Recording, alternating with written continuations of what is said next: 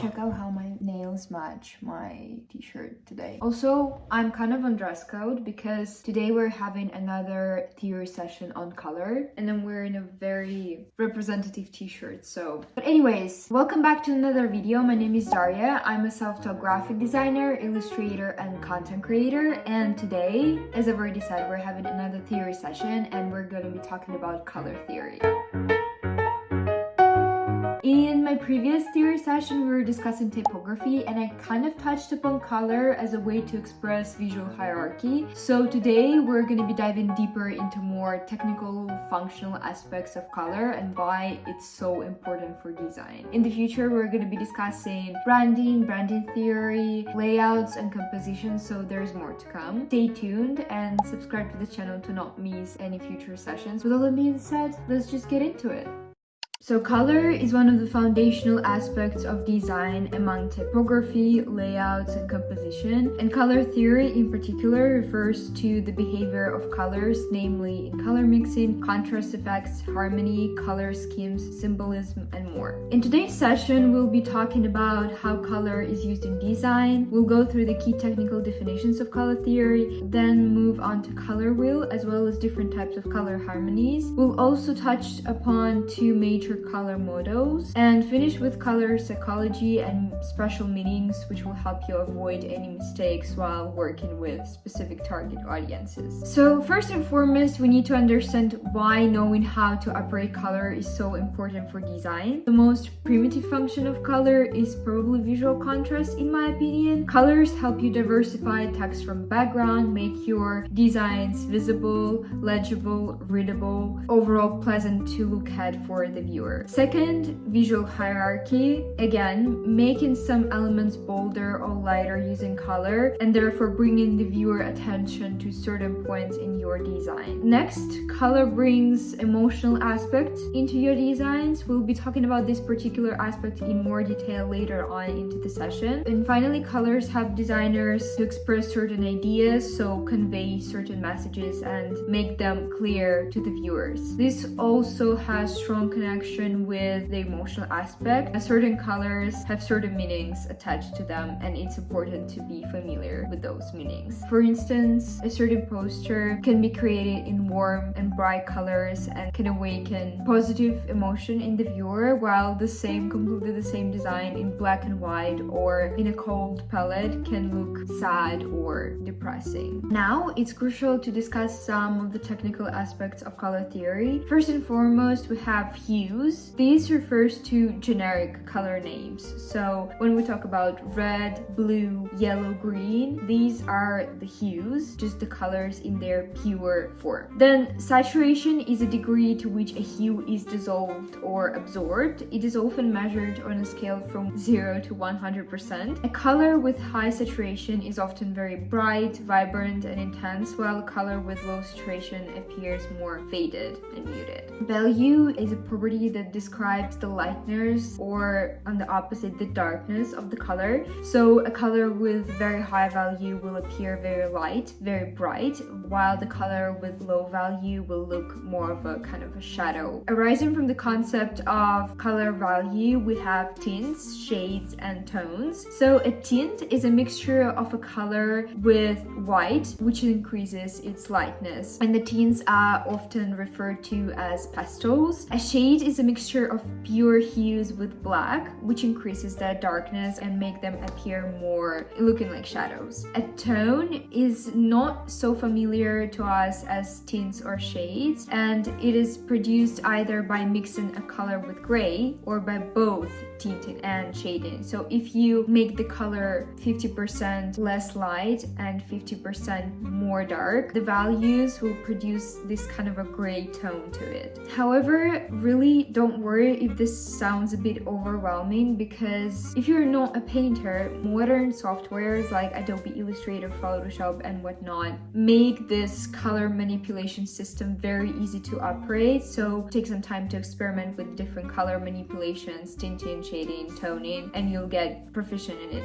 real quick. Okay, now we're moving on to color wheel. This is kind of a diagram that will help us understand a relationship between different colors, their shades, tints, and tones. So first on the color wheel, we have the primary colors. These cannot be achieved through mixing other colors. And the primary colors are red, blue, and yellow. Then we have the secondary colors. These can be achieved through mixing the primary colors themselves. So that's how we get orange, through combining red and yellow, then green through yellow and blue, and then we get purple through blue and red. And finally, we have the tertiary colors. These are not so well known, and these occur via a mixture of a primary color with its nearest secondary color. This is how we get the lime green, this kind of ochre orange, the crimson, the midnight blues, etc., etc. Also, if we look at the color wheel and if we read it clockwise, the colors gradually become cooler, which is referred to their so-called temperature and is closely related to color psychology as well, which we're gonna get to later on. Arising from the concept of color wheel, we have various color harmonies.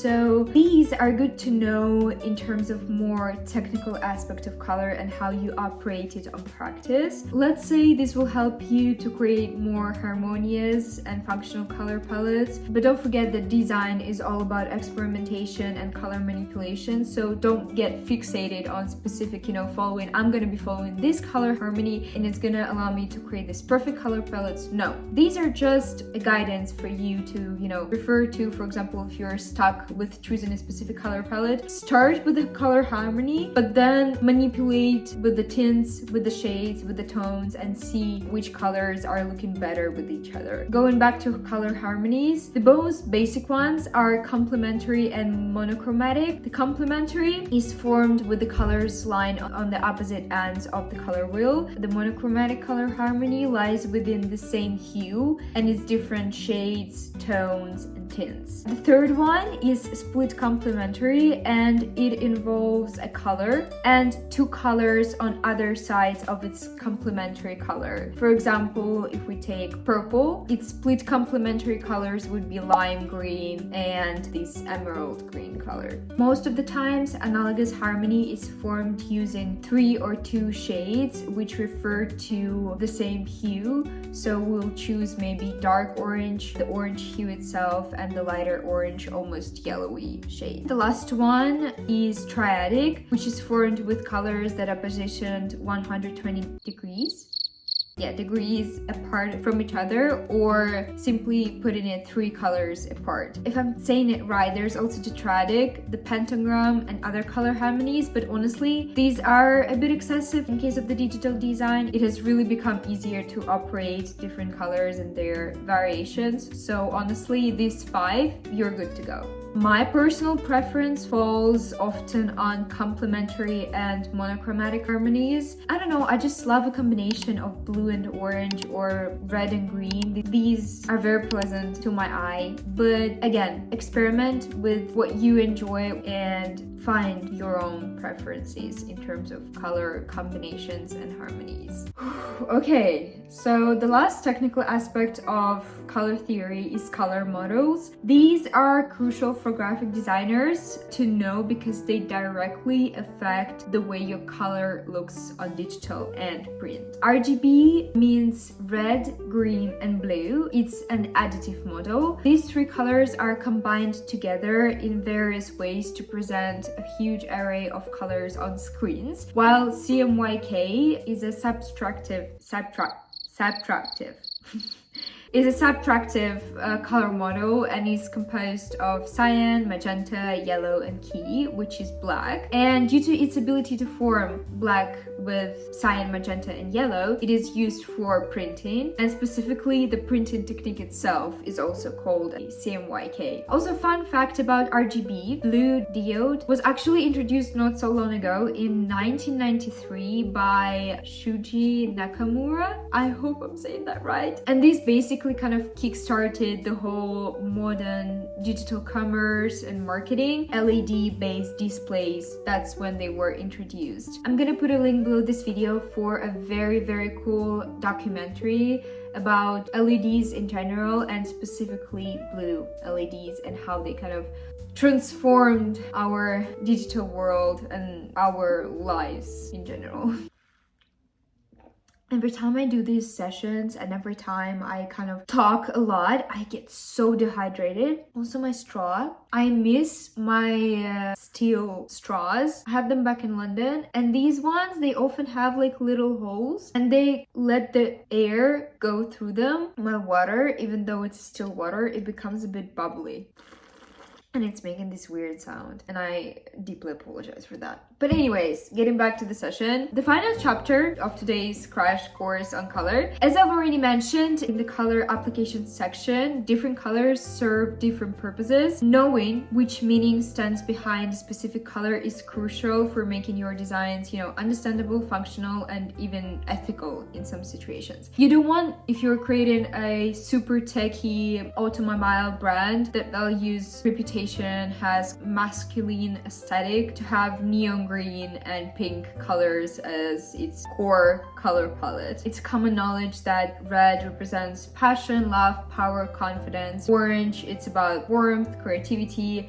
Green is often seen in brands that are related to health, nature, wellness. Purple often appears in luxury branding and is often actually referred to as a royal color. We have white and black. These are more minimalistic, but they also differ from each other. While white represents purity, maybe innocence in some cases, black is often referred to as a color of power, authority, maybe even security in some situations. Then we have blue, which stands for trust, intelligence, peace, and loyalty, and you can often find this color used in social media apps or some tech companies, so trying to appear trustworthy and smart. So yeah, knowing the specific meanings, personality traits, or characters appealing to the colors is very crucial when it comes to branding and design. And also this concept is closely related to brand archetypes, which we're gonna talk about in a different design session. It is also crucial to mention that in specific cultures and countries, same colors may have completely different meanings. The previous slide mostly referred to the general, maybe even westernized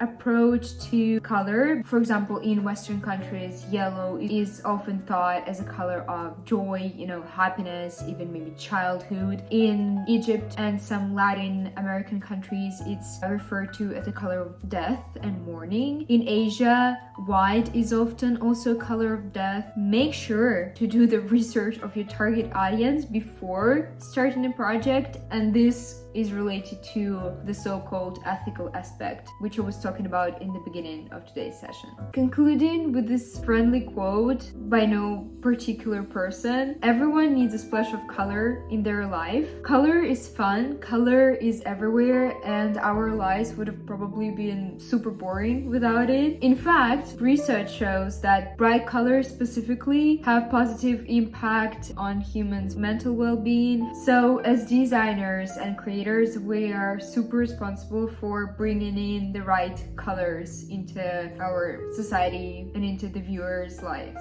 But also, as I already said, don't forget to experiment and have fun. Design and creation is about experimentation, so don't be too rigid in terms of theory and all the rules. Be familiar with them to avoid any ethical problems and issues. If you enjoyed this format, check out my previous theory session on typography and stay tuned for more, because more theory sessions are coming soon. DM me on Instagram at madewithdaria if you have any particular questions or if you just want to say hi or chat. I really enjoy when the YouTube community kind of blends with my Instagram community, and yeah, that's super great. Yeah, I guess that's it for today, and I'll see you in the next one. Bye!